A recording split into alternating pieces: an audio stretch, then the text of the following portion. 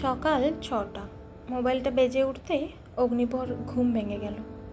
একটা আননোন নম্বর দেখে বিরক্ত হয়ে ফোনটা কেটে দিয়ে পাশ বালিশটা টেনে নিয়ে ঘুমানোর চেষ্টা করতে করতেই আবার ফোন বেজে উঠল। এবার ফোনটা রিসিভ করে হ্যালো বলতেই ও পাশ থেকে উত্তর এলো, গুড মর্নিং অগ্নিভ। আমি রূপকথা বলছি রে। ফোনটা কেটে দিলি যখন, তখনই বুঝলাম এখনো ভোঁস ভোঁস করে ঘুমাচ্ছিস। হঠাৎ কি মনে করে এই অধমকে মনে পড়ল? তুই তো আমাকে ডিভোর্স দিয়ে এক এনআরআইকে বিয়ে করে বিদেশে চলে গেছিলি। কবে এলি? আমার সাথে তো সব সম্পর্ক চুকে বুকে গেছে। ফোন করলি কেন?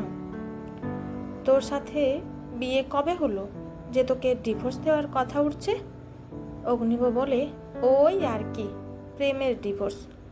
আমরা তো দুজনে দুজনকে ভালোবেসেছিলাম। সরি রে, আমি ভালোবেসেছিলাম, তুই নয়। যাকগে, কি প্রয়োজন বল?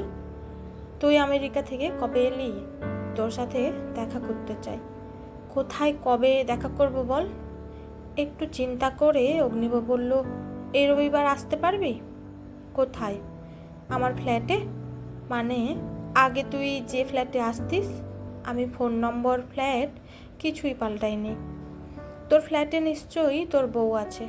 আমার অস্বস্তি হবে। আমার বউ খুব ভালো মেয়ে। তুই যদি আমায় জড়িয়ে ধরে গালে একটা হামিও খাস, তবে সে দেখবে কিন্তু কিচ্ছু বলবে না।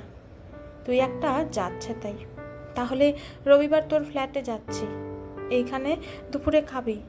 আগে থেকে পেট ঠেসে খেয়ে এসে ন্যাকামি করে বলিস না যেন কিছু খাবো না রে, পেট ভরা। তাহলে সব খাবার তোর মাথায় ঢালবো।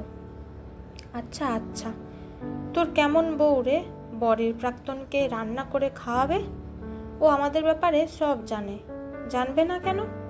তোর ল্যাং খেয়ে বুকে যে ক্ষত হয়েছিল, ওই তো মলম লাগিয়েছিল রে। তবে রান্নাটা আমিই করব। তোর বউকে দেখার আগ্রহ বেড়ে গেল। আজ রাখি, রবিবার দুপুরে দেখা হচ্ছে। রবিবার সকাল। অগ্নিভ জানে চিংড়ির মালাইকারি পেলে রূপকথার আর কিছু চাই না। তাই অগ্নিভ বাজারে গিয়ে নারকেল, খোয়া ক্ষীর, চিংড়ি মাছ কিনে তারপর বাকি বাজার করে বাড়ি এসেছে। চিংড়ি মাছ বাজার থেকে ছাড়িয়েই এনেছিল। অগ্নিভর মা ছোটবেলায় মারা গেছেন। বাবা শেফ ছিলেন। সে বাবার কাছ থেকেই রান্না শিখেছে। রান্না করতে সে ভালোবাসে। সব গুছিয়ে নিয়ে গ্যাস জ্বালিয়ে চিংড়ির মালাইকারিটা রান্না করতে করতে অতীতে ফিরে গেল। অগ্নিভ যখন আর্ট কলেজের ছাত্র, তখন রূপকথারা ওদের পাড়ায় ভাড়া আসে। ধীরে ধীরে পরিচয় হয়। কথা প্রসঙ্গে রূপকথা জানতে পারে অগ্নিভ আর্ট কলেজের ছাত্র এবং ওর বাড়িতে নিজস্ব স্টুডিও আছে। মাঝে মাঝেই অগ্নিভর আঁকা ছবি দেখতে সে স্টুডিওতে চলে আসতো। এইভাবেই ওদের মধ্যে ভালোবাসা গড়ে ওঠে। পাস করার পর অগ্নিভ অনেক জায়গায় নিজের আঁকা ছবি পাঠাতো, কিন্তু প্রায় সব ছবিই ফেরত আসতো। সেই সময় রূপকথা তাকে পরামর্শ দেয় বিজ্ঞাপনের ছবি আঁকতে, কিন্তু অগ্নিভ রাজি হয়নি। সে নিজের সৃষ্টি নিয়েই মগ্ন ছিল। এইভাবে যখন দিনগুলো কাটছিল, তখন হঠাৎ একদিন রূপকথা এসে জানায় তার অভিভাবকরা তার বিয়ে ঠিক করেছে একজন এনআরআই এর সাথে। বিয়ের পর আমেরিকা চলে যেতে হবে। অগ্নিভ বলে, তাহলে চল আমরা রেজিস্ট্রিটা করে নিই। তাহলে আর তোর বাড়ির লোকেরা তোর বিয়ে দিতে পারবে না। রূপকথা জানায় সে অগ্নিভকে বিয়ে করতে পারবে না, কারণ অগ্নিভর মতো একজন অপদার্থ শিল্পীকে বিয়ে করলে সারা জীবন দুঃখ কষ্ট ছাড়া কিছুই পাবে না সে। অগ্নিভর কোনো ভবিষ্যৎ নেই, তাই হাতের লক্ষ্মী পায়ে ঠেলতে পারবে না রূপকথা। অগ্নিভ যেন ওকে ভুলে যায়।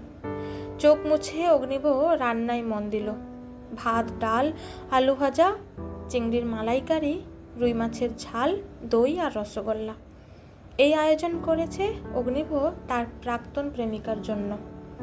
কলিং বেলের শব্দে অগ্নিভ দরজা খুলে এক দশাশই ভদ্র মহিলার দিকে চেয়ে অবাক হয়ে বলে, সেই ঝাঁটার কাঠি কি করে এই 10 বছরে 5 মণ ময়দার বস্তা হলো? তাজ্জব কি বাত! তুই রূপকথা তো? হুম, মুখটা দেখে তাই তো মনে হচ্ছে। এই রোদে তেতে পুড়ে এলাম, কোথায় এক গ্লাস ঠান্ডা জল দিবি তা না মজা করছিস। রূপকথা রেগে গেল। সরি, বন্ধু নাকি শত্রু সে যাক, তোর জন্য শরবত তৈরি করে রেখেছি, তুই বস, এক্ষুনি ফ্রিজ থেকে এনে দিচ্ছি। শরবত খেয়ে রূপকথা বলল, তোর বউ কই, আলাপ করাবি না? ধীরে বৎস ধীরে, নিশ্চয়ই আলাপ করাবো, আগে নিজেদের কথাবার্তাগুলো সেরে নি। 10 বছর পর আবার কি প্রয়োজন পড়লো এই অপদার্থটাকে? তোর খুব অহংকার না রে?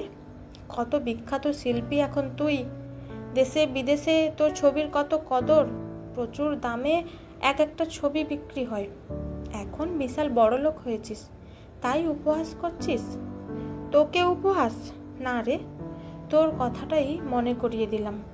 যেদিন তুই আমাকে ছেড়ে চলে গিয়েছিলি সেদিন সবার কাছে এক মুহূর্তে উপহাসের পাত্র আমি হয়ে গিয়েছিলাম। থাক সে কথা, চল খেতে খেতে তোর কথা শুনি। তোর বউ খাবে না?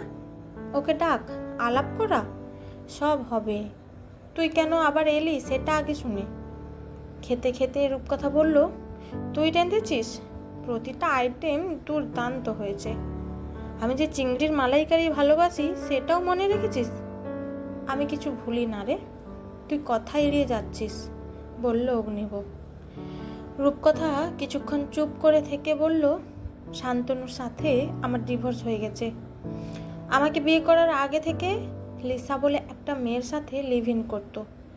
বিয়ের কয়েক মাস পর আমি টের পাই। এত বছর ধরে অনেক চেষ্টা করেছি লিসার কবল থেকে ওকে উদ্ধার করতে, কিন্তু পারিনি। শেষে যখন জানলাম লিসার আর শান্তনুর একটা মেয়ে রয়েছে, তখন আমি ডিভোর্স চাই। ও এক কথায় দিয়ে দিয়েছে। আমি জানি তুই বিবাহিত, তাও তোর কাছে সাহায্যের জন্য এসেছি। জানি তুই আমায় ফেরাবি না। কীরকম সাহায্য তুই চাস? আমার একটা থাকার ব্যবস্থা করে দিতে পারবি? টাকার অভাব আমার নেই, বিদেশে চাকরি করতাম, ইচ্ছা করলে একটা ফ্ল্যাট ভাড়া নিয়ে সেখানেই থাকতে পারতাম, কিন্তু ইচ্ছে হলো না, তাই চাকরি ছেড়ে চলে এলাম। এখানে ডিভোর্সি মেয়েকে কেউ ভাড়া দিতে চাইছে না, বাপের বাড়িতেও থাকতে অসুবিধা হচ্ছে, কেউ মেনে নিচ্ছে না আমার ডিভোর্স করাকে। হিরে ফেলে কাঁচ নিয়েছিলাম, তাই বোধহয় এই শাস্তি পেলাম। রূপকথার চোখে জল। অগ্নিভ বলে, শুধু শুধু মন খারাপ করে লাভ নেই। এই কমপ্লেক্সেই আমার একটা ফ্ল্যাট আছে, মাঝে মাঝে বন্ধুদের সাথে সেখানে আড্ডা ও পান ভোজন চলে, তুই সেখানে থাকতে পারিস। সেটা আমি পারবো না। তোর বউ বা কী মনে করবে? বরের প্রাক্তনকে কেই বা সহ্য করতে পারে? তোর তো অনেক চেনা জানা আছে, সেই সূত্রে দেখ আমার থাকার কোনো ব্যবস্থা হয় কি না। চল, তোকে একটা জিনিস দেখাবো, বলে রূপকথার হাত ধরে শোবার ঘরে নিয়ে যায় অগ্নিভ। তারপর দেওয়ালে একটা কাপড় ঢাকা দেওয়া ছবির কাপড়টা সরিয়ে দিল। অবাক বিস্ময়ী রূপকথা দেখল অগ্নিভর আঁকা রূপকথার ছবি। রূপকথা জিজ্ঞেস করে, তুই এখনো আমায় এত ভালোবাসিস? আর তোর বউ কোথায়? অগ্নিভ বলে, তোর আসল রূপ দেখার পর কোনো মেয়েকেই ঠিক বিশ্বাস করতে পারিনি, তাই আর বিয়ে করা হয়নি। আর ভালোবাসার কথা, তোকে ভালোবাসতাম, কিন্তু সেই ভালোবাসা কবে মরে গেছে বুঝতেই পারিনি। তবে তোর কাছে আমি কৃতজ্ঞ। সেদিন যদি তুই আমায় অপমান না করতিস, তবে আমি কোনো দিন বড় শিল্পী হতে পারতাম না। তোর অপমান আমার মনে আগুন জ্বালিয়ে দিয়েছিল, সেই আগুনে দগ্ধ হতে হতে এক একটা নতুন শিল্প সৃষ্টি করেছি। সেই অপমানের আগুন যাতে না নিভে যায়, তার জন্য তোর ছবিটা টাঙিয়ে রেখেছি। তবে তুই নিশ্চিন্ত থাক, এতটা অমানুষ হতে পারিনি যে তোর বিপদে পাশে দাঁড়াবো না। রূপকথা পাথরের মূর্তির মতো দাঁড়িয়ে রইল।